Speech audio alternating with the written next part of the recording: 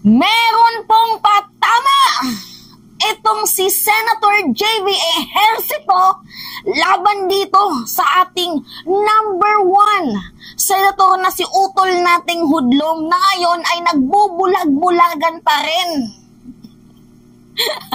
Alam nyo guys, natutuwa ako sa improvement at pagbabawi ngayon ni Senator JV Ejercito. Kumbaga siya yung tipo ng tao na binali yung salitang magbayad ng utang na loob. Kasi totoo naman guys, if you are a public servant, talaga namang you are meant to serve the public. So, unahin mo yung interes ng taong bayan bago ang interes ng sarili mo. 'Di ba? Na di porket kaibigan, na exempted na sa batas. Na di porket ay kapamilya, exempted na sa batas. Wala pong ganon. So, niluklukan ng taong bayan. So, taong bayan ang susundin mo. Public interest, hindi po personal. So, ngayon guys, merong patama. Etong si Senator JV Ejercito. Sinabi ba naman niya na at least ako, hindi naman ako pinahiram ng helicopter. So yung pagbawi ko ng perma, it's a matter of good doings. Wow! Di ba nagulat ako nang sinabi niya yon. Sabi ko, hala, patama ba to? Kay Senator Robin. Kasi ito guys, panoodin nyo muna yung video para may reference tayo at ma-feel nyo. Diba yung sinasabi ni Senator JB. So ito yung sabi niya sa interview. Hindi naman ako nakahiram ng helicopter or anything like that. Pero not withdraw because of bashing. Sanay na ako dyan. It's a matter of doing the right thing. Walang kinalaman ng batikos ng netizens sa pagbawi niya ng pirma. Ito ang nilinaw ni Senator JV Ejercito matapos bawiin ang paglagdas sa isang written objection para baliktarin ang contempt ruling laban sa religious leader na si Apollo Quiboloy. Paliwanag nito, pumirma siya bilang reaksyon sa inanunsyo ng Department of Justice na magsasampa na ito ng kaso laban kay Quiboloy. Pero mas maigi na rin anya na mapakinggan ang panig ng religious leader laban sa mga alegasyon sa kanya gaya ng sexual abuse. Wala namang masama doon kung i-correct mo yung sarili mo, kung magbago ka ng decision. We are all human. And public perception is secondary. What is important is doing the right thing, di ba? So, tao lang naman po tayo nagbabago rin yung isip natin. There are certain factors. Okay. Narinig nyo, no? At least hindi naman ako humiram ng helicopter. So, yung ginawa ko is a matter of good doing. So, public perception is second opinion. At least, ginawa ko yung tama para sa akin. So, shout out po kay Senator Cynthia Villar. Diba? Real talk na din to para sa'yo, na di porket kaibigan ay exempted na, di porket kaibigan ay hindi na nakakagawa ng mali, na di porket kaibigan mabuti na sa lahat. Diba? Hindi po yun ganoon. So, maybe mabuti sa'yo, pero sa ibang tao, hindi. Diba? Pero alam nyo guys, natutuwa ako sa improvement at sa tapang ni Senator JV Ejercito. The way na talaga, literally, una, nagkamali siya.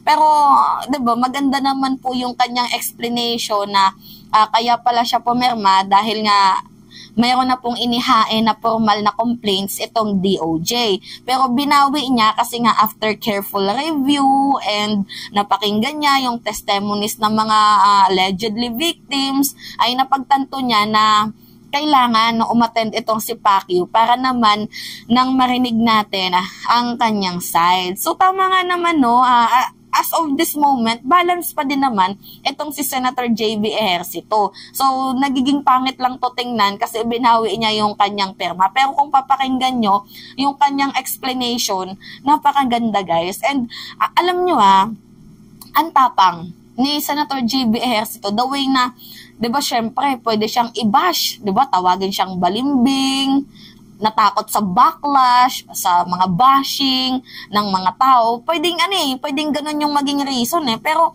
alam nyo guys, kahit nakakatakot itong kanyang ginawa kasi syempre nakakahiya naman na naglaban bawi ka, pero pinanindigan niya. And kung papakinggan nyo yung kanyang opinion, may punto na ako, ginawa ko lang naman yung tama. So, the way na sinabi niya na ako, hindi naman ako humiram ng helicopter eh. 'Di ba? Pinatamaan niya doon si Robin Padilla na, you know what guys, if you will read between the lines na hindi po uso sa akin yung magbayad ng utang na loob, ganun po yung yung nagiging muka ng pagpapaliwanag, explanation ni Senator JV Ejercito. Kasi alam niyo si Robin Padilla, binanggit niya kasi na nung panahon daw ng kampanya, wala daw siyang pera. Oo, hindi niya lang daw basta kaibigan nitong si Pacquiao, kumrad niya daw po ito.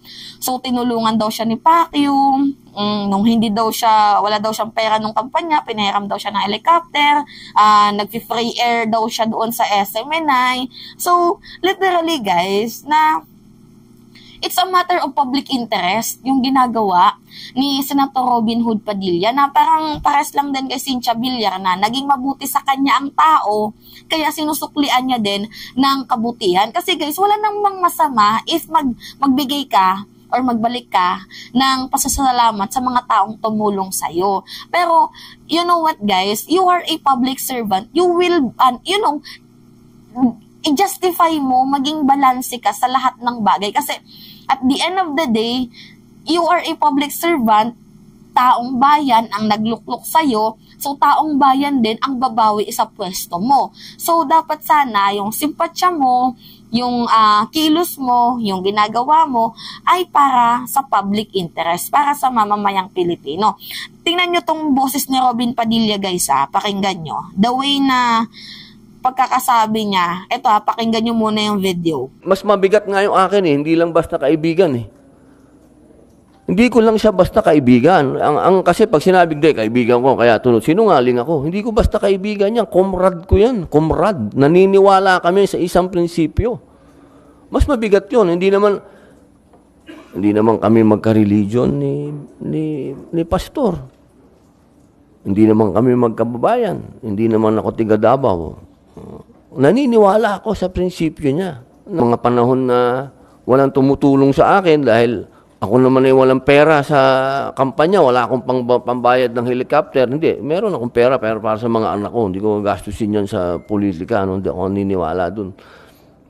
Yung helicopter niya, pinahihiram niya sa akin. Diba? Yan, nakinig nyo.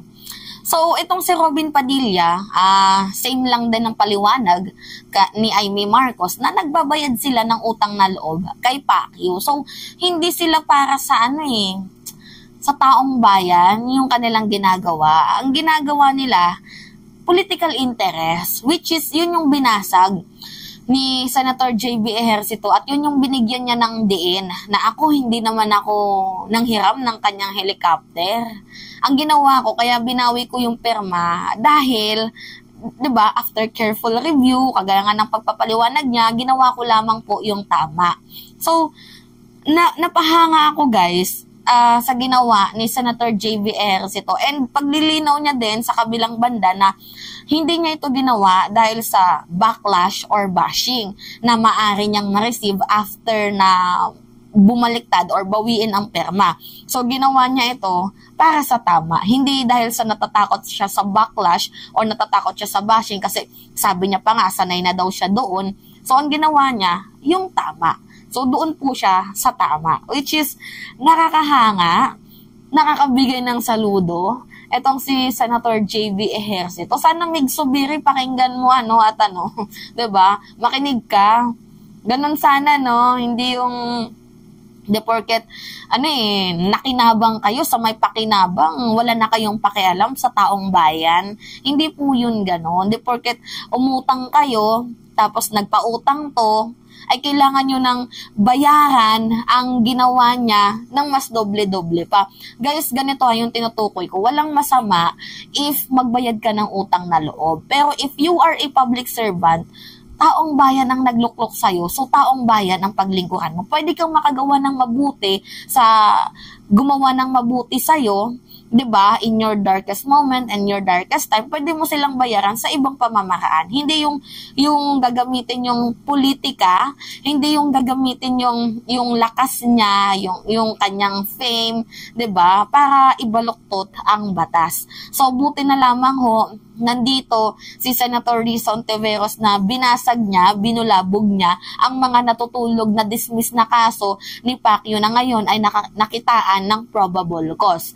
So anyway guys, as of the moment, 4 na lang po sila. Si Cynthia, si Robin, si Go, at si Amy. So 4 na lang po yung yung mga pumirma. So 4 na lang din po ang kailangan ni Padilla, which is para sa akin, posible niya tong mabuo sa 4 na araw na lang din, pero may posibilidad na hindi.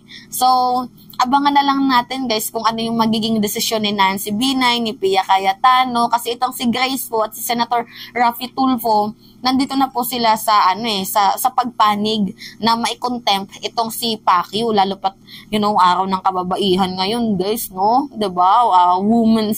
Women's Month. Tapos nakakahiya naman yung mga natitirang senador ng mga babae, si Nancy Binay, si Pia Cayetano, tama ba ako? Yan, 'di ba? Si Pia, makikitaan nyo na papabor dito kay Pacquiao. So pangit naman ata nun, 'di ba? So anyway,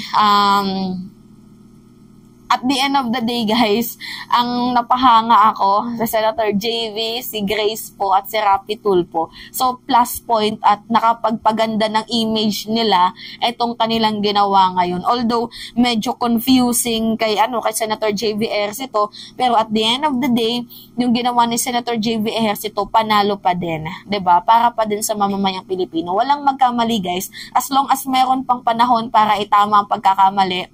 Hanggat kaya nyo pang itama ang pagkakamali, gawin ninyo. Kasi sa totoong buhay guys, madaming mga tao ang nagkakamali na kahit may oras pa, takot silang itama kasi nahihiya sila sa kahihiyan. Walang masama na, gawin kang nakakatawa ng ibang tao as long as ginawa mo yung tama. 'Di ba? Ginawa mo yung nararapat. Ginawa mo yung yung tama na sinisigaw ng puso mo. Walang masama kung magkamali ka as long as hangga't may panahon, gawin mo yung tama, kumilos ka. So yan po yung ginawa ni Senator JV Ejercito na nakakapabilib sa mamamayang Pilipino. So bato-bato na lang sa langit, Robin, ang matamaan. Huwag magalit. So anyway guys, it's me again, si Mima Alicia Nyot, nagbabalik ulit para sa ating panibagong video.